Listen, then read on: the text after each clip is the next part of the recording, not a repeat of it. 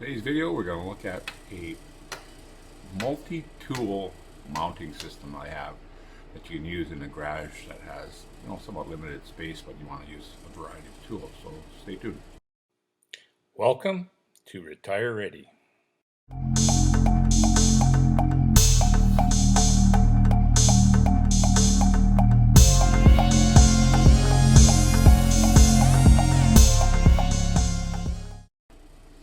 So again, I have a tool here that, or I guess it was a post or mounting system that I got with one of my tools.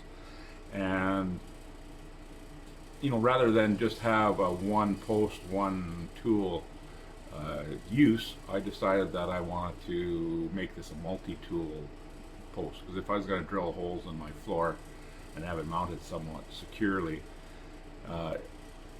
it was going to be in the ideal spot, and it was going to be a spot that I would use for a variety of things. So my objective was to, again, use this tool in such a way that I could easily and quickly mount and even store other tools and using the same mount. So I'll get to it.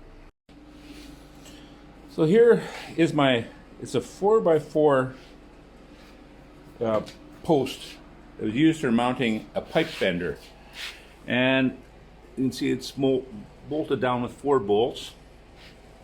Now, this piece here is part of my shrinker stretcher, so I can automate that with my feet. And then I had welded on a 2x2 receiver hitch pipe, and that's what I'm kind of using right now. And on the top, it came originally with this flat pipe to bolt on the pipe bender, but I put on a receiver hitch type of piece right here. So this is my first tool that I've got on here, which I'm utilizing a tire changer.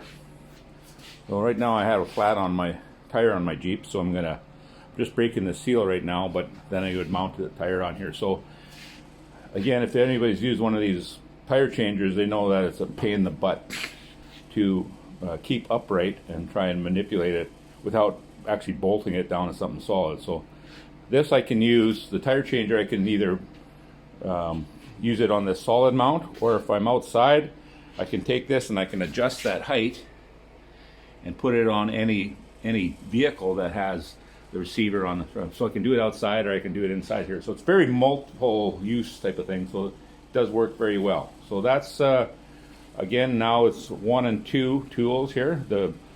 This shrinker stretcher. So I'm going to put the shrinker stretcher on right now to show you what it looks like. So now I've got my shrinker stretcher mounted in that receiver hitch, and it's just sitting on top of the flat piece there, so it's very solid. And when I step on this, obviously I wouldn't have my tire thing, but it pulls down that back lever, which again, that closes the teeth in here. See how that opens and closes on the shrinker stretcher. Right now I got the shrinker guys in there. So there you go. Here's 2 tools. I'll get the rest in order. Okay, so I have taken out my shrinker stretcher. Because it's got a cable hooked up, I just picked it up and I put it right beside there so I didn't have to disconnect it, because I'm going to need it in a little bit. But now I've got my bead roller. And this is just your cheap Princess Auto in Canada bead roller that you get. And they're very flimsy when you first get them. They just have a 1/4 inch metal and they'll flop all over the place. So I reinforced that one and then put it down into a receiver there, and it sits on top of that piece. So that's tool number 3. Let's go on to 4. Okay, tool number 4. We've got a 22-pound anvil.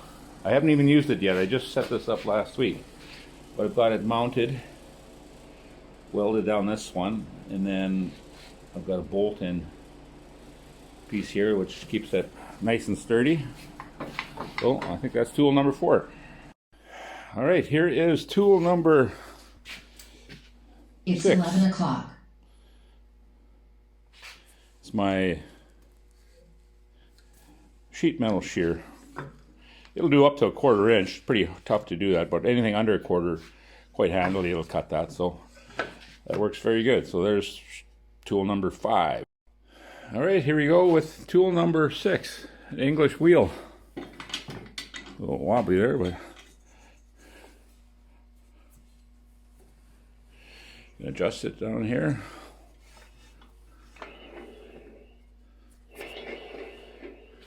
Made this one just out of a mini set that I got from Princess Auto, and again the old frame was really crappy, so I welded up a new frame and made it so it mounts in there. So if I want to shrink or English wheel some metal, I can do that. So that's tool number 6, I believe. Tool number 7 here. This is the original mount for this pipe bender. So you stick your pipe in here, and then you move it with this piece, and then that moves the shoe around, and then that bends it. So yeah, this is the original tool, what that pipe stand was meant for. It's just mounted in the 2 holes there. So this works very good. Haven't had a use for it in a while, but I got it. Okay, last but not least, here is a repurposed microwave cart. And what I did is I took my welding table that I had on the mount and I mounted it into this, so it's on rollers. It actually works fairly decent for what I need to do. Got a little overhang so you can clamp on, so I'll show you where it fits in that mount. So here is where it was mounted with the receiver hitch and a little part to pin it, and now I have a welding table here. And that's just 2 foot by 2 foot. So most times it'll work on that cart, but if I need it on here, it works here too. So I'll show you the honorable mentions that I'm working on. So I'll have 2 more little ones that I'm going to use here. So here I have a pipe clamp. You open it up. So my idea is I'm going to put a flat plate on that with a welded piece of 2-inch tube that I can pop that down, and then I can put that in any angle I want to put it. So that's one of my plans.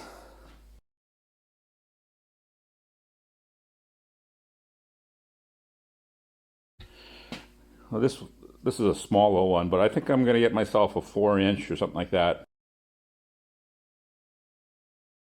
Cheapo vise. Sorry, I'm searching for the word. Anyways, do the same thing. Mount that on there where I can mount it multiple ways. And if it's twist, it twists. If not, it can be a solid mount one and it won't matter because I can put it at least in 4 different spots. So